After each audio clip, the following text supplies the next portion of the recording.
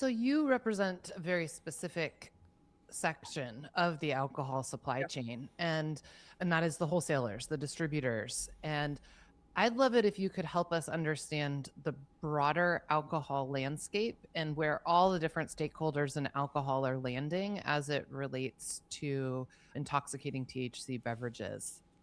Yeah, if you think about the alcohol industry, it's really a 9-part diagram. You have 3 tiers. You have producers, distributors, and retailers. And you have 3 categories: wine, beer, and spirits.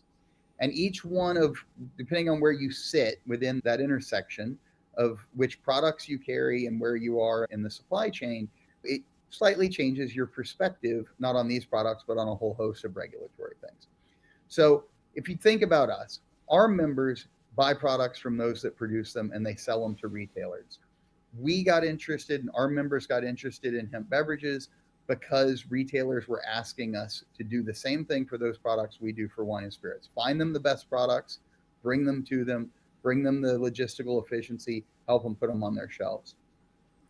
Producers have a little bit different take, right? So they're looking at this as a new category that they're not involved in, that right now has a very low regulatory threshold and potentially enjoys a competitive advantage in the marketplace.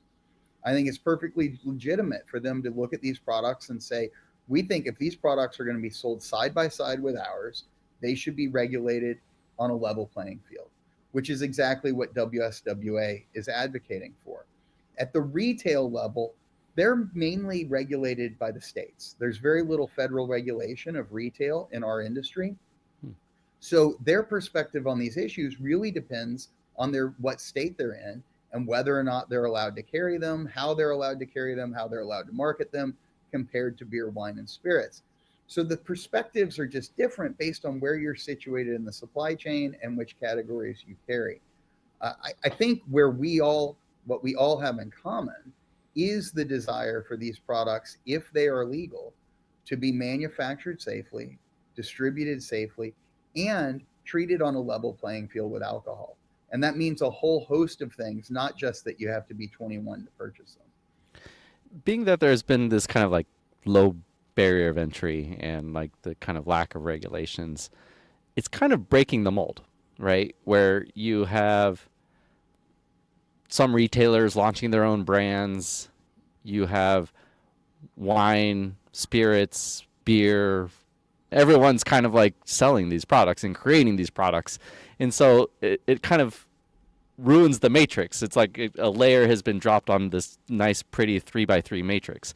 And so I guess like as we continue to have this conversation about it going into the 3-tier system, how do you envision that looking? Does it become like a fourth column of the matrix and all of a sudden we have a 4x3, or like does that kind of layer on top exist and wine, spirits, and beer all get to play in it? Like how does this fit that model if it does indeed end up going to the 3-tier system?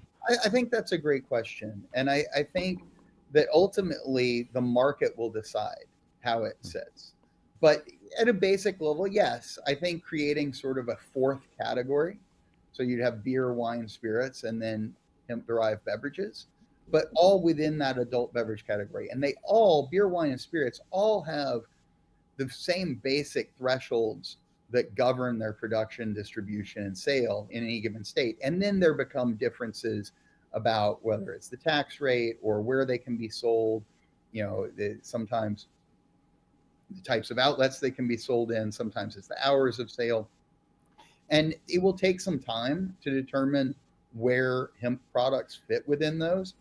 But the first step is to get them to that same basic threshold, to ensure that the products from a federal perspective are manufactured to the exact same standard so that somebody buying a product in Tennessee knows they're getting the exact same product that they get when they buy it in Georgia, but also make sure that the products are marketed appropriately, that they aren't marketed to children, that they don't have inappropriate claims on the labels, that they're taxed appropriately, and that they're distributed in a safe and accountable manner.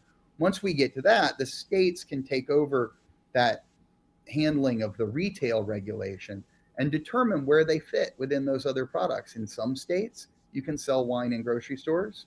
In some states, you can't. In some states, you can sell spirits in grocery stores. In some states you can't. Some states you can't sell spirits on Sundays. Like there's a whole host of state-based regulations, and that's one of the things we really advocate for is that state flexibility. Utah and Nevada exist right next to each other. They have very different attitudes and rules regarding alcohol, and it works great because the states have full authority to enforce that within their borders.